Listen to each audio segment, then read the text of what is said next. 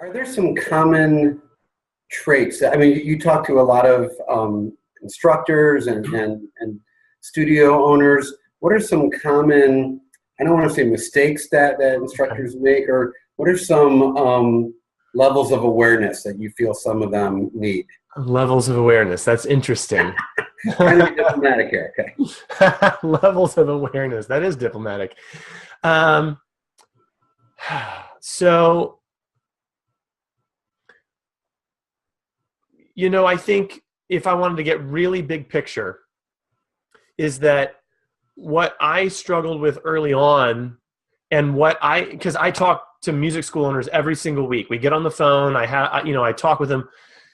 I think for me at the beginning, and what I see very often is that I had to come to terms with the fact that, yes, teaching piano lessons or having a music school is a business. And of course, we all know that.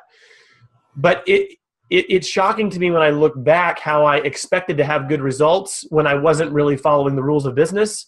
And it's shocking to me, even today, I will talk to music school owners who have a much larger school than I do. I have 100 students roughly. But I'll talk to people and help them that have 200, 350, 500. And it's surprising to me that things that I think someone who has a business that's generating in revenue $250,000 a year, $500,000 a year, it's surprising to me just how little respect is given to what I consider now to be basic business principles. And again, I have to point the finger at myself first, because I was doing the same thing at the beginning. Like I'm just going to do lessons, and I'm going to offer my piano lessons, and I'll run an ad, and we'll see what happens. And that's a good place to start. And if you're not even there, you should start there. But you have to go beyond just this idea of, I'm going to put an offer out there and hopefully people will take me up on it. There are things that you can do to really kickstart growth and jumpstart growth. And it's just surprising me how many music school owners don't know that, or don't play by the rules of that game.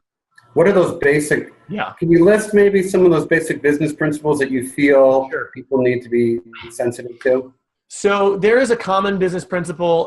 There's a great book. It's short, and I feel it's a high-level view. So if you don't like getting into the weeds, if you want something that feels vaguely inspirational, it's called The 22 Immutable Laws of Marketing. It's by Al Ries and Jack Trout. They wrote it in the early 90s. It's before the internet age, but it is still highly applicable to marketing today. But one of the first things they say is, don't compete in a category you can't own. And the thought behind it, if you read the chapters are short. They're only like 3 to 5 pages a piece. So it's a light read, but it really gets you thinking. But what they're basically saying is that that the market is constantly trying to commoditize your business. Your competitors are, your customers are, and even by your own mindset, you might try to commoditize yourself. And so the idea that, we're teaching music lessons, what you're doing is you're competing in a category that almost every other business owner out there is competing in. What you have to do is create a distinction in the mind of your customer that what you're doing is different. And so when I really began to have success with getting that thought across was when I took some sales training to learn how to communicate to parents better over the phone and in person, and actually came up with a sales pitch that for the most part I replicate almost identically each time, because I tested it over years, and say this to families. And of course, I'll vary it from person to person, because not every person's the same, and I'll put details in there that might be helpful to people. But by and large, it's the same message that I'm trying to get across. And what's really interesting is that before, when I would just kind of weekly offer piano lessons, so in a week fashion, I would say, here's my lesson program, here's where I'm located, here's how much it costs, here's my policies.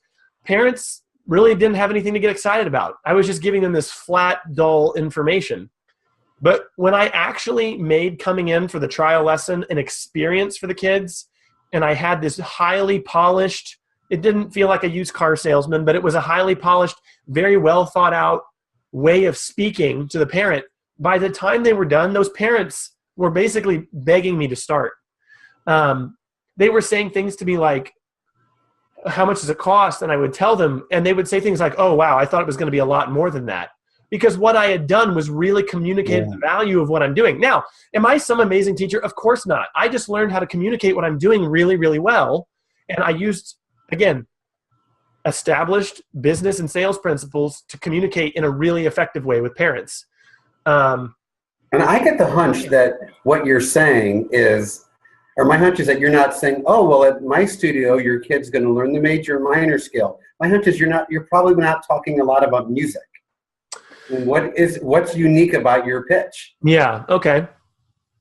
I focus a lot on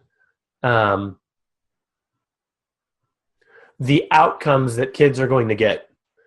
And not all of those outcomes are musical. And so this is sales 101, is that you will put your customer to sleep by telling them what your product does or what they will do with your product.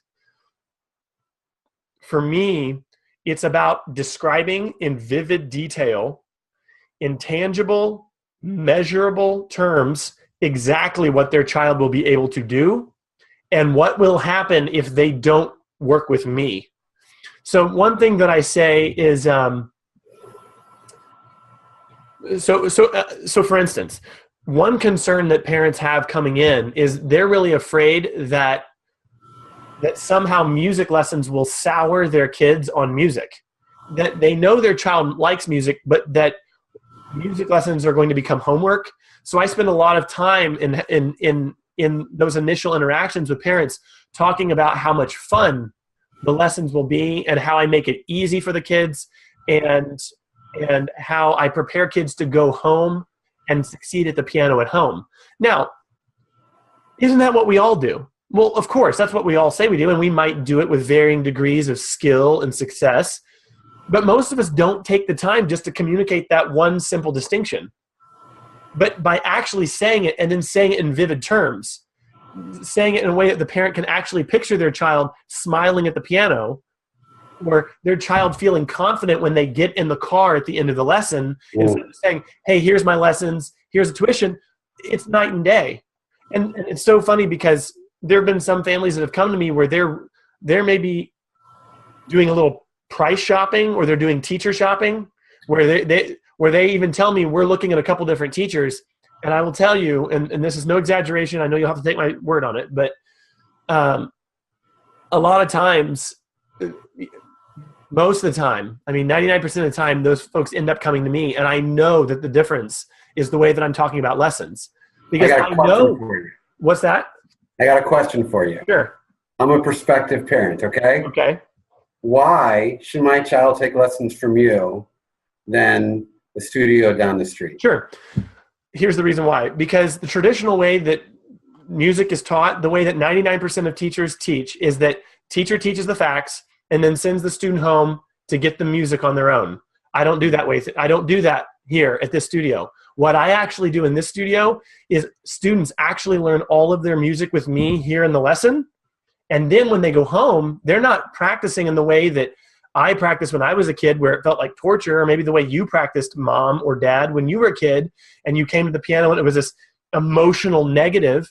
When they go home, they already know how to do it. And so I prepare them that way here. Now, I'm gonna call time out. That is exactly what I would have said to a parent in an interaction. That's actually part of the script.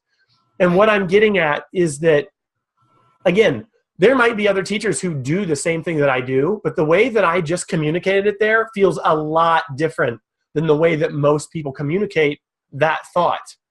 And again, it's not a fair fight. I practice that. I practice it a lot. I spent a long time coming up with exactly that verbiage. And now that I'm so comfortable with it, there's a sense that I can say it with a lot of authenticity and a lot of energy where, again, because of my role as kind of a business coach, I've actually had clients of mine film themselves in a trial lesson.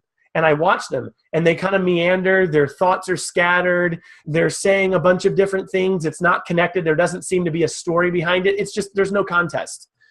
Preparation will always win.